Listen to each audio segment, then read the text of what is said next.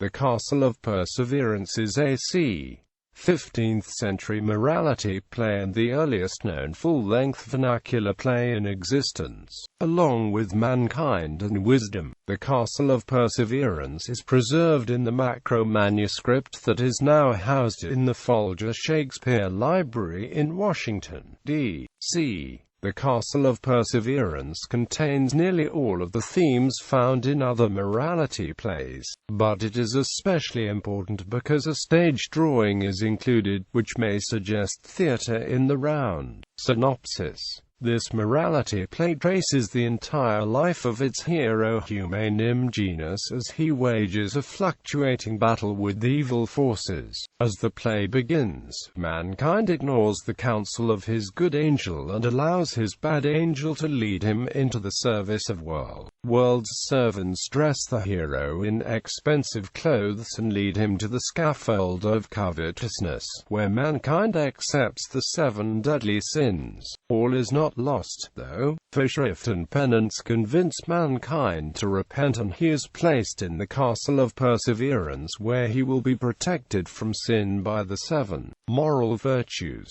Mankind's enemies attack the castle but are repulsed by the virtues armed with roses. Next, covetousness tempts Mankind with an offer of wealth, and Mankind thinks about accepting. At this point, Mankind is struck down by a dart thrown by Death, illustrating that Death may strike at any moment. As he dies, Mankind prays that God will deliver his soul from hell. The 4 daughters of God debate Mankind's fate, and, in the end, God sides with mercy and peace and decides to pardon Mankind. The actor playing God ends the play with the admonishment, "Thus ended our game is to save you fro senenge, avere at the beginnenge, think ye on your last endenge."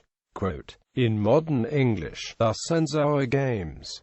To save you from sinning forever from the beginning, think on your last ending." History. The Castle of Perseverance manuscript in the Macro MS dates to around 1440, but certain textual errors suggest that this version was copied from an earlier manuscript. Dialectic particularities in the playtext show that it was composed in the first quarter of the 15th century in the East Midlands, probably around Norfolk. The play contains a reference to crackhows, the pointed ends of shoes that were popular in this time period. There are 6 other references to crackhows in the literature of this period, dating between 1382 and 1425. Scholars therefore set 1425 as the latest possible date of composition. Stylistic differences in dialect, rhyme scheme and stanza pattern between the bands and certain sections of the play text lead to the argument that the play may have had 2 or even 3 authors. Along with The Castle of Perseverance, the Reverend Cox Macro of Bury St Edmunds, Suffolk acquired Mankind and Wisdom in the early 18th century. Macro bound the 3 manuscripts together somewhat arbitrarily, along with 3 other manuscripts. Early 19th century owner Henry Gurney separated The Castle, Wisdom, and Mankind from the other manuscripts and bound them together as a collection in a separate volume, now known as the Macro Manuscript. In 1936,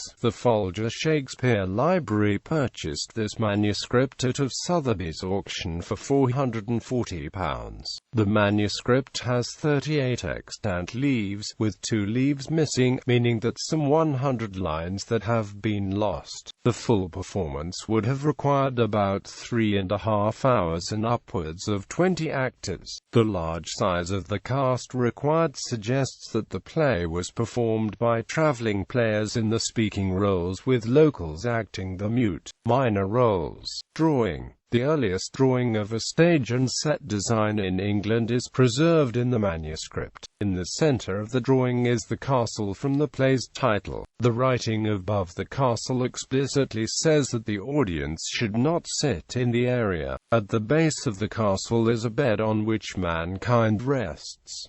The circle around the castle is labeled as a ditch, which the audience should not cross. The 5 short text blocks around the circle label scaffolds for some of the characters, including God, Belial, and Whirl. The map is oriented with north towards the bottom, which suggests that it is not merely some abstract suggestion by the playwright or scribe, but rather a real set design that may have been implemented, if not merely a literal implementation of the trope of a world turned upside down. Whether the drawing truly represents theatre in the round or not is debatable, although the ditch circles the castle completely and it is stated that the audience should not cross it. Nowhere does the text state that the audience should sit on all sides of the play. It is possible that they sat on only one or some of the sides.